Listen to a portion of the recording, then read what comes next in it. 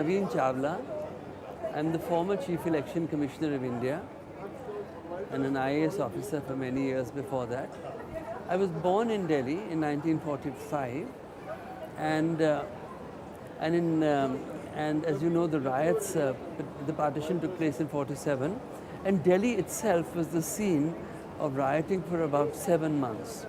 We lived in a flat in Connaught Place, and later, I mean, I was very small at that time, but a little later, when I was about 4 and 5, I learned that many people had been slaughtered, even in Connaught Place, and their shops were looted. My mother was a very remarkable woman.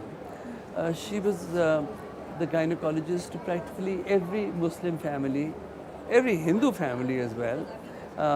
But she was the gynecologist to all the families in the walled city particularly, because her own clinic was in Bhagirath Palace off Chandni Chowk.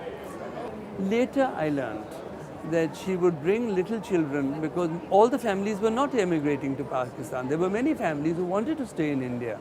India was their home and they didn't want to go. But they were caught up in the frenzy of violence. So they would give her little children, their little children, to my mother, who would bring them in her car, hide them under our beds, and send them to the safety of Hyderabad and other places. There were other stories at the other end of partition. An uncle of mine, who was the head of the Congress District Committee of Jhang, was sending off the Hindus in every train, and on the very last train he climbed onto the, he said he sent his family earlier, but he said he would only climb onto the last train, and when he was climbing into the compartment, he was stabbed at the back. He was taken to hospital where he was, according to family stories, he was poisoned. From the train, from Khushwant Singh's train to Pakistan, what was happening was that there was so much trouble on the way, and those who came back into Delhi survived the journey, were traumatized. So my cousins were amongst many people who volunteered, and he would bring them to the camps, and they would hear their stories and their trauma and the pain of losing loved ones. And then slowly they would start them onto embroidery, on sewing machines, stitching, which became a kind of therapy. They also earned a little money.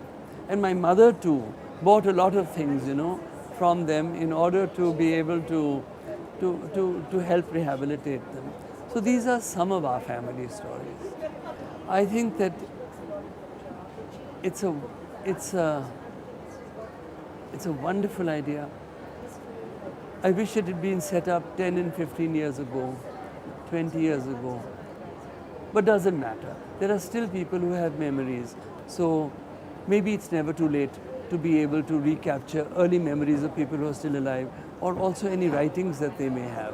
So it's a wonderful idea. I wish its time had come 2 or 3 decades ago, but doesn't matter. It's come now, and I'm all for it, and I would support it in every way that I could.